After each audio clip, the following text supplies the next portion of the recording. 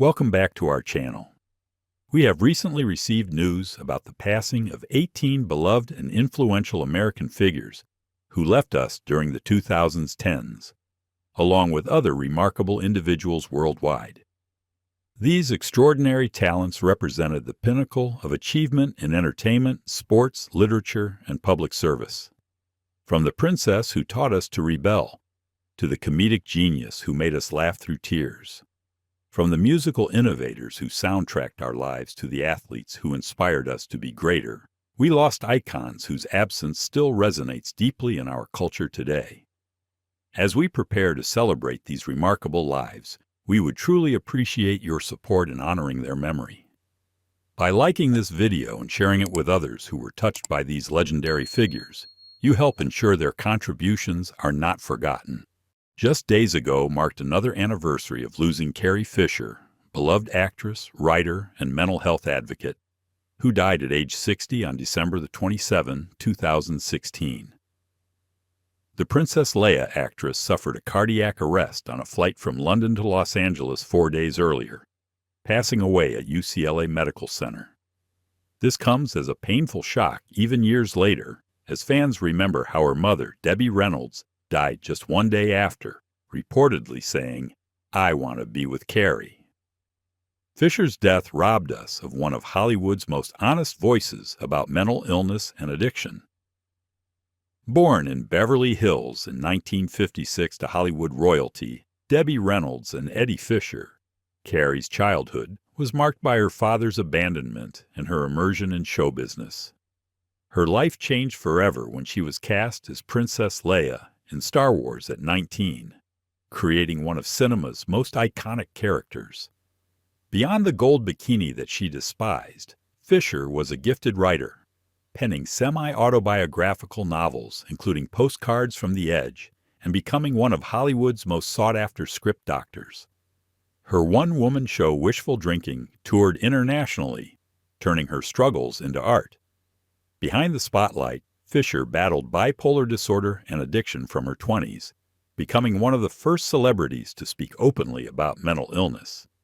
She underwent electroconvulsive therapy and was honest about her struggles, helping destigmatize mental health treatment. Her final years saw her reprising Leia in The Force Awakens, while continuing her advocacy work. Her autopsy revealed cocaine, heroin, and ecstasy in her system, showing her ongoing battles. She is survived by daughter Billie Lourd, brother Todd Fisher, and her beloved French bulldog Gary. What role of Carrie Fisher's left the deepest impression on you? Was it her fierce Princess Leia, her raw honesty in her writing, or her courage in discussing mental health? Share your favorite Carrie Fisher memory in the comments below. Let's keep her legacy alive together. The incomparable comedian and actor whose rapid-fire improvisation masked profound pain, Robin Williams died on August 11, 2014, at age 63 from suicide, by hanging at his Paradise Cay, California home. The man who made millions laugh from Mork and Mindy to Mrs. Doubtfire was privately battling severe depression and had recently been diagnosed with Parkinson's disease. His widow later revealed he actually had Lewy body dementia, a devastating brain disease that was destroying the very essence of who he was. Born in Chicago in 1951, Williams discovered comedy as armor against loneliness at boarding school. After studying at Juilliard with Christopher Reeve, he exploded onto the comedy scene with his manic energy and stream of consciousness style. Mork and Mindy made him a television star, while films like Good Morning, Vietnam, Dead Poets Society, and Good Will Hunting, for which he won an Oscar, showcased his dramatic depth. His improvisational genius was legendary, with directors often just letting cameras roll to capture his brilliance. Behind the laughter, Williams battled cocaine and alcohol addiction, entering rehab multiple times. His generosity was legendary, from entertaining troops overseas to helping homeless people he encountered. His final months were marked by paranoia, insomnia, and cognitive decline from undiagnosed Lewy body dementia. He is survived by his wife Susan and 3 children. The magnetic movie star who epitomized 1970s masculinity before reinventing himself as a character actor, Burt Reynolds, died on September 6, 2018, at age 82 from cardiac arrest at Jupiter Medical Center in Florida. The Smokey and the Bandit star's death came while he was preparing for a role in Quentin Tarantino's Once Upon a Time in Hollywood, showing his determination to work until the end. His passing marked the end of a roller coaster career that saw him go from world's biggest box office draw to bankruptcy and back to critical acclaim. Born in Lansing, Michigan in 1936, Reynolds grew up in Florida, where a football scholarship to Florida State ended with a knee injury. After stunt work and television roles, including Gunsmoke and Dan August, his breakthrough came with Deliverance in 1972. His nude Cosmopolitan centerfold that year made him a sex symbol, leading to massive hits like Smokey and the Bandit, The Longest Yard, and Cannonball Run. For 5 straight years, he was Hollywood's top box office star. His comeback in Boogie Nights earned him an Oscar nomination, though he initially hated the film and his porn director character. Behind the mustache and charm, Reynolds struggled with prescription painkiller addiction following a jaw injury during filming. His finances crumbled after poor investments and expensive divorces, including from Lonnie Anderson. His greatest regret was losing the love of his life, Sally Field, whom he called the one who got away. His adopted son, Quentin, gave him purpose in later years. Despite health issues, including quintuple bypass surgery, he continued acting, completing several films before his death. The greatest who floated like a butterfly and stung like a bee while fighting for justice outside the ring, Muhammad Ali, died on June 3, 2016, at age 74, from septic shock related to respiratory complications at a Phoenix hospital. The 3-time heavyweight champion's death followed a 32-year battle with Parkinson's disease that gradually stole his voice, but never dimmed his spirit. His passing prompted global mourning from world leaders to street corners, acknowledging him as far more than just an athlete. Born Cassius Clay in Louisville, Kentucky in 1942, Ali began boxing at 12 after his bicycle was stolen.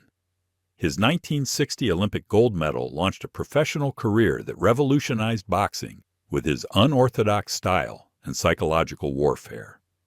Converting to Islam and changing his name in 1964, he became a lightning rod for controversy. His refusal to be drafted for the Vietnam War, declaring, "I ain't got no quarrel with them Viet Cong," cost him his title and 3 years of his prime. The Supreme Court vindicated him, and his comeback battles with Joe Frazier and George Foreman became legendary. Behind the bravado was a man of deep conviction who sacrificed millions for his principles. His Parkinson's diagnosis in 1984 transformed him from warrior to humanitarian, raising awareness and funds for research.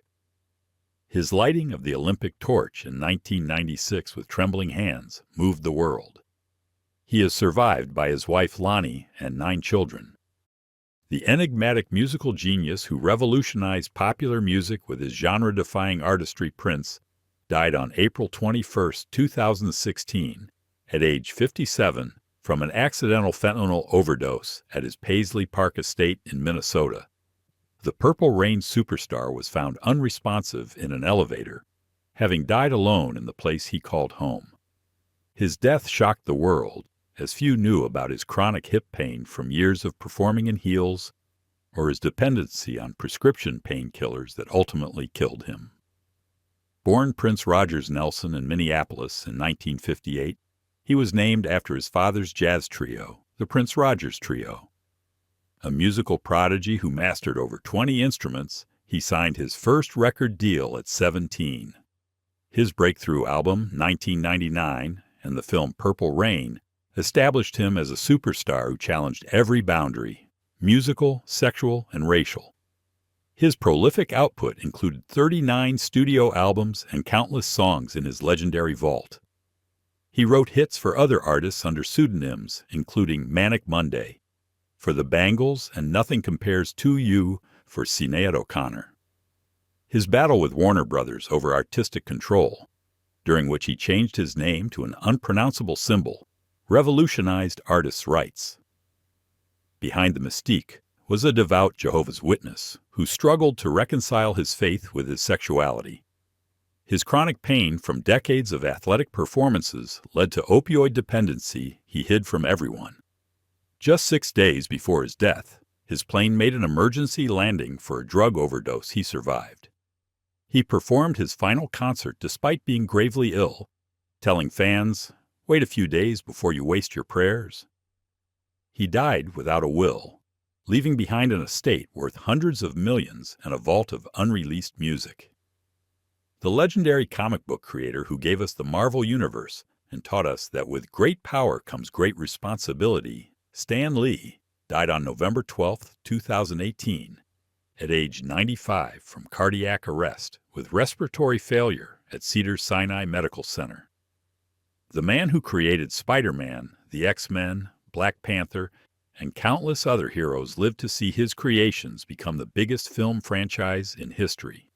His death marked the end of the golden age of comic books and a life that transformed American mythology. Born Stanley Martin Lieber in New York City in 1922 to Romanian Jewish immigrants, Lee began at Timely Comics at 17, eventually becoming Marvel Comics. With artists Jack Kirby and Steve Ditko, he revolutionized comics in the 1960s by creating flawed, relatable superheroes. Spider-Man was a nerdy teenager, the X-Men faced discrimination, and the Fantastic Four bickered like a real family. His Marvel method of collaboration and his promotional genius built Marvel into an empire. His cameos in Marvel films became beloved Easter eggs for fans. Behind the showmanship, Lee's later years were marked by elder abuse allegations, lawsuits over his fortune, and controversy over creative credit with artists like Kirby and Ditko. His wife, Joan's death in 2017 left him vulnerable to exploitation. He is survived by his daughter, JC, and millions of fans worldwide. The charismatic action star whose genuine personality matched his on-screen charm, Paul Walker, died on November 30, 2013, at age 40 in a fiery car crash in Santa Clarita, California. The Fast and Furious star was leaving a charity event for his organization Reach Out Worldwide when his friend Roger Rodas lost control of the Porsche Carrera GT they were riding in, crashing into a concrete lamppost and tree. His death devastated millions of fans and his Fast and Furious family, occurring during a break in filming Furious 7. Born in Glendale, California in 1973, Walker began as a child actor in commercials and television before breaking through in films like Varsity Blues and She's All That. His role as Brian O'Connor in 2001's The Fast and the Furious transformed him into an action star, though he initially resisted sequels. The franchise's focus on family resonated with him as he was devoted to his daughter, Meadow. Beyond acting, he was a marine biology enthusiast who considered leaving Hollywood to pursue science. His charity work included personally traveling to disaster zones to provide aid, founding Reach Out Worldwide after the 2010 Haiti earthquake.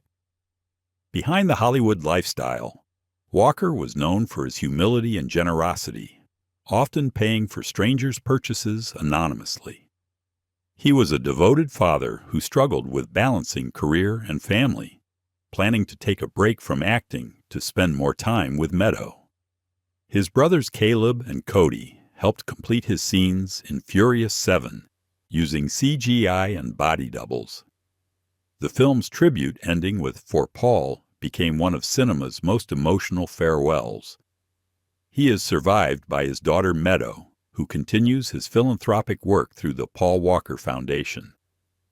The voice of a generation whose spectacular talent was overshadowed by personal demons, Whitney Houston, died on February 11, 2012, at age 48, from accidental drowning in a Beverly Hilton hotel bathtub. The legendary singer was found submerged in the tub with cocaine in her system and heart disease contributing to her death. occurring the night before the Grammy Awards. Her passing ended one of music's most gifted voices and tragic stories of talent destroyed by addiction. Born in Newark, New Jersey in 1963, Houston was singing in church by age 5, with cousin Dionne Warwick and godmother Aretha Franklin as guides. Discovered by Clive Davis, her 1985 self-titled debut album launched 7 consecutive #1 singles. Her voice, spanning 3 octaves with perfect pitch, redefined vocal excellence. I Will Always Love You became the best-selling single by a female artist, while The Bodyguard soundtrack remains one of history's best-selling albums. She won 6 Grammys, 22 American Music Awards, and influenced every vocalist who followed. Behind the pristine image carefully crafted by her label was a woman struggling with her identity and sexuality. Her tumultuous marriage to Bobby Brown, whom she wed in 1992, became tabloid fodder as both battled addiction. Her voice deteriorated from drug use, with painful performances showing her decline. Despite multiple rehab attempts, she couldn't overcome her demons. She is survived by her daughter Bobby Christina, who tragically died 3 years later under eerily similar circumstances. The powerful actor who redefined television drama as Tony Soprano, James Gandolfini, died on June 19, 2013, at age 51, from a heart attack in his Rome hotel bathroom. The Emmy-winning star was vacationing with his 13-year-old son, Michael, who found him collapsed and alerted hotel staff. His death shocked Hollywood and millions of fans who had watched him create one of television's most complex characters. The autopsy revealed the heart attack was triggered by weight, alcohol, and the heat of the Italian summer. Born in Westwood, New Jersey in 1961 to Italian immigrant parents, Gandolfini was a bouncer and truck driver before discovering acting in his mid-20s. After years of playing thugs and tough guys, David Chase cast him as Tony Soprano in 1999, revolutionizing television. His portrayal of the anxiety-ridden mob boss in Therapy made HBO's The Sopranos a cultural phenomenon, earning him 3 Emmy Awards. His film work included True Romance, The Mexican, and Zero Dark 30. Despite his fame, he remained uncomfortable with celebrity, preferring to disappear between projects. Behind Tony Soprano's intimidating presence was a gentle, shy man who struggled with the character's violence and his own sudden fame. He battled alcohol and cocaine issues during The Sopranos' run, once disappearing for 4 days during filming. His generosity was legendary, giving each Sopranos cast member $33,000 from his own pocket when contract negotiations stalled. He was in Rome to receive an award at the Taormina Film Festival when he died. His final meal included fried prawns and foie gras. He is survived by his wife Deborah, son Michael, and daughter Liliana. The legendary director who defined sophisticated American cinema and comedy, Mike Nichols, died on November 19, 2014, at age 83 from cardiac arrest at his Manhattan home. The EGOT winner who directed The Graduate, Who's Afraid of Virginia Woolf, and Angels in America was one of the few artists to conquer Broadway, Hollywood, and television. His death ended a career that spanned 6 decades and influenced generations of filmmakers and performers. Born Mikhail Igor Peshkovsky in Berlin in 1931, Nichols fled Nazi Germany with his Jewish family, arriving in America at age 7. After studying at the University of Chicago, he formed a groundbreaking comedy duo with Elaine May, revolutionizing improvisational comedy. His Broadway directing debut with Barefoot in the Park launched a theatrical career that won him 9 Tony Awards. The Graduate made him Hollywood's hottest director, while his films like Carnal Knowledge, Silkwood, and The Birdcage showed his range. His HBO adaptation of Angels in America won him an Emmy, completing his EGOT. Behind his sophisticated exterior was a man who battled depression and multiple health issues, including heart problems that required surgery. His 4 marriages included his final one to Diane Sawyer, which lasted 26 years until his death. He mentored countless actors and directors, known for his ability to draw career-best performances. He is survived by his wife Diane, 3 children and 4 grandchildren. The undisputed Queen of Soul, whose voice became the soundtrack of civil rights and female empowerment, Aretha Franklin, died on August 16, 2018, at age 76 from pancreatic neuroendocrine tumor at her Detroit home, surrounded by family and friends. The woman who demanded respect and made us feel like natural women passed away after privately battling cancer for 8 years, maintaining her dignity while her voice gradually faded. Her death prompted worldwide mourning from presidents to street musicians, acknowledging her as America's greatest vocalist. Born in Memphis in 1942 and raised in Detroit, Franklin was singing in her father's church by age 5, touring as a gospel prodigy. Her father, Reverend C.L. Franklin, was a civil rights activist, whose home hosted Martin Luther King Jr. and Sam Cooke, who encouraged her secular career. After struggling at Columbia Records, her 1967 move to Atlantic Records unleashed her genius. Respect, her rearrangement of Otis Redding's song, became a feminist and civil rights anthem. With 18 Grammy Awards and over 75 million records sold, she placed more songs on the R&B charts than any other female artist. Behind the voice was a woman who faced tremendous trauma, including her mother's abandonment and death, teenage pregnancies, and abusive relationships. Her fear of flying, stemming from a traumatic turbulence experience, limited her touring. Her weight struggles and health issues, including alcoholism she never acknowledged, affected her later performances. Despite announcing retirement multiple times, she continued performing until 2017, her last performance at Elton John's AIDS Foundation Gala. She died without a will, sparking family disputes. She is survived by 4 sons and numerous grandchildren. The incomparable comedian and humanitarian whose manic energy defined American comedy for decades, Jerry Lewis, died on August 20, 2017, at age 91 from cardiac disease at his Las Vegas home. The king of comedy's death ended a career that spanned vaudeville to viral videos, from partnership with Dean Martin to solo superstardom, from American rejection to French adoration. His passing came months after his final performance, having entertained audiences for over 70 years. Born Joseph Levitch in Newark, New Jersey in 1926, to vaudeville performers, Lewis began performing at age 5. His partnership with Dean Martin from 1946 to 1956 created comedy gold, with Lewis as the manic child to Martin's straight man. Their bitter split launched Lewis's solo career, where films like The Nutty Professor and The Bellboy showcased his innovative filmmaking. Though dismissed by American critics, the French considered him an auteur. His Labor Day telethon for muscular dystrophy, which he hosted for 44 years, raised over $2.6 billion while drawing criticism for his portrayal of disabled people. Behind the zany persona was a complicated man who battled prescription drug addiction, chronic pain from performing injuries, and difficult relationships with his children. His decision to disinherit his 6 sons from his first marriage while leaving everything to his second wife caused lasting controversy. His treatment of female comedians and controversial statements alienated many. He is survived by his wife Sandy and daughter Danielle.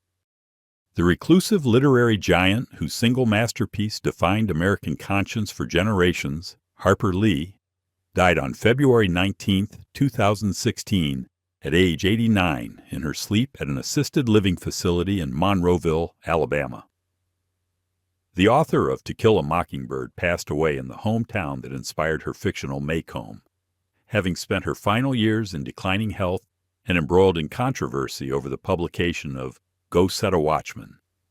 Her death ended decades of mystery surrounding one of literature's most enigmatic figures. Born Nell Harper Lee in 1926, She grew up in Depression-era Alabama, where her father's law practice and a local racial injustice case inspired her novel. Her childhood friend was Truman Capote, whom she later helped research in Cold Blood. Moving to New York to write, she received a Christmas gift of a year's wages from friends, allowing her to complete To Kill a Mockingbird. Published in 1960, it won the Pulitzer Prize and sold over 40 million copies, becoming required reading in schools nationwide. The story of Scout, Atticus, and Tom Robinson shaped America's conversation about race and justice. Despite massive success, she never published another novel during her lifetime, becoming increasingly reclusive. Behind her withdrawal from public life was a woman overwhelmed by fame she never sought. A stroke in 2007 left her partially blind and deaf, dependent on her sister Alice for protection. After Alice's death, the controversial publication of Go Set a Watchman raised questions about elder abuse and her mental capacity. Many believe she was manipulated into publishing a draft she had previously rejected. Her final years were spent in declining health, her literary legacy complicated by questions about her agency. She never married or had children, leaving her estate to charitable causes. The statesman and patriarch who dedicated his life to public service, George H.W. Bush, died on November 30, 2018, at age 94 at his Houston home, just 8 months after losing his wife Barbara. The 41st president's death was peaceful, his final words reportedly being, "I love you too," to his son George W. Bush. His passing marked the end of a generation of World War II veterans who shaped the post-war world order.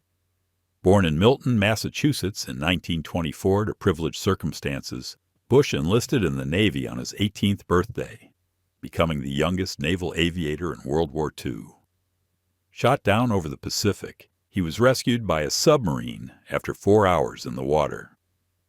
After Yale and success in the oil business, he entered politics, serving as congressman, UN ambassador, CIA director, and vice president before his presidency, from 1989 to 1993. His leadership during the Gulf War and the fall of the Soviet Union defined his presidency, though domestic economic troubles cost him re-election. Behind the resume was a man of deep loyalty and friendship, known for his thousands of personal notes.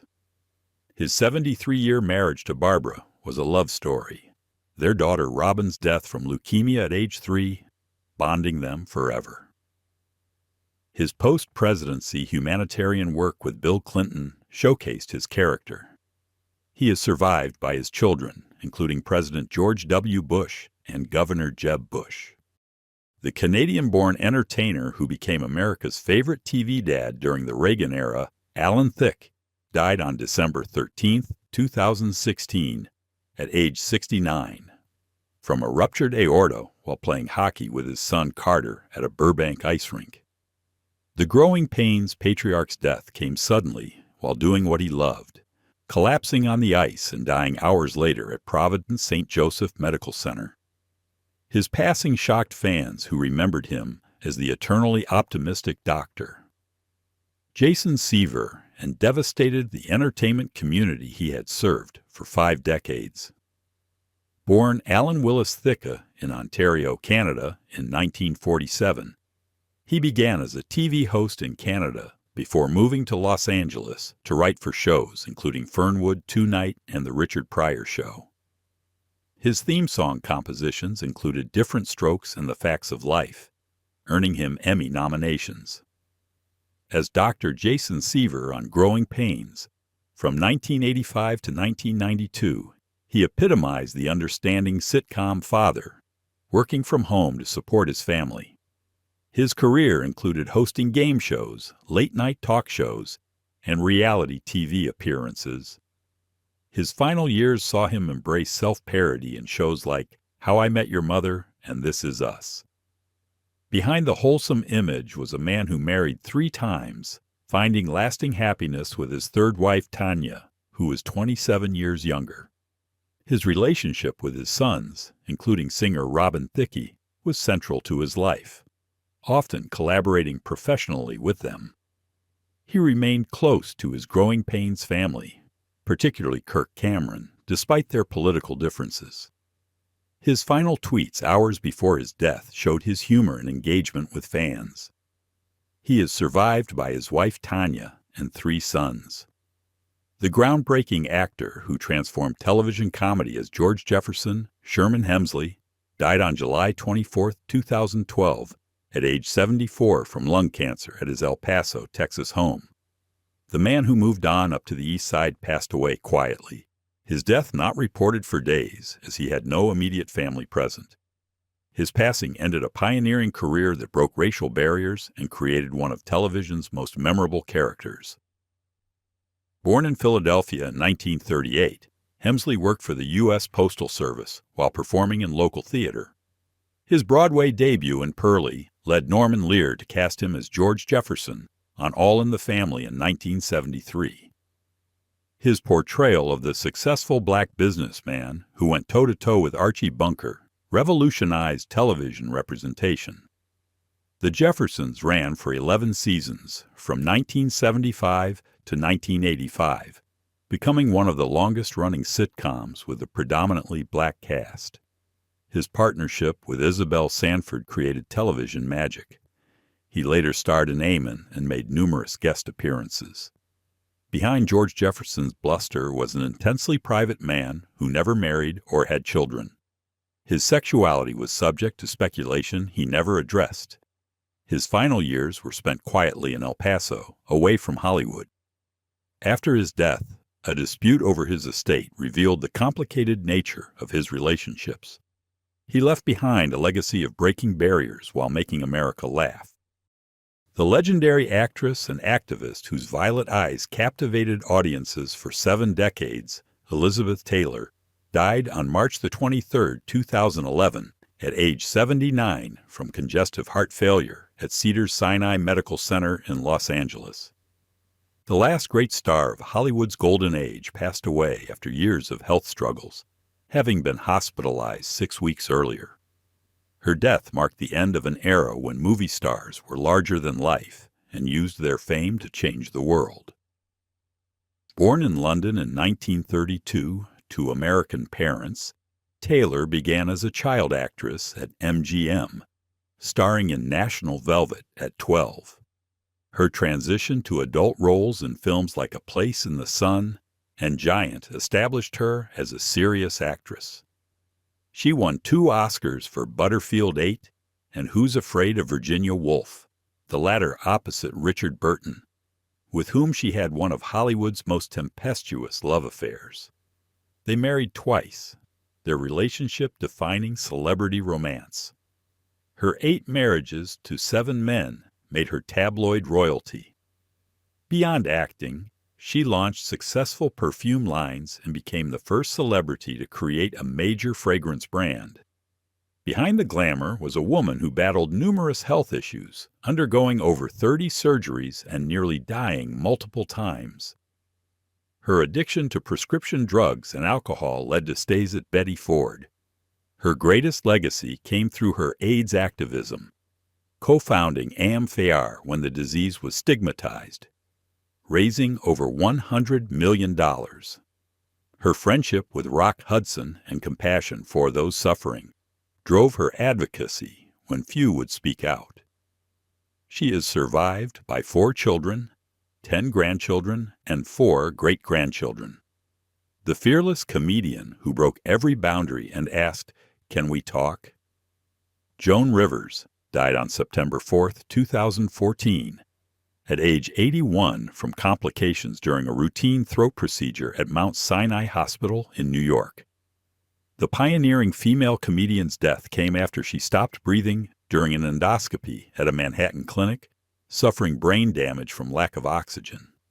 Her passing silenced one of comedy's most relentless voices, who had worked until days before her death. Born Joan Alexandra Malinsky in Brooklyn in 1933 to Russian Jewish immigrants, Rivers struggled for years in Greenwich Village clubs before her breakthrough on The Tonight Show in 1965. She became Johnny Carson's permanent guest host, their later feud when she launched a competing show, devastating her. After her husband Edgar's suicide in 1987, she rebuilt her career repeatedly, from QVC jewelry sales to red carpet commentary. Fashion Police made her relevant to new generations.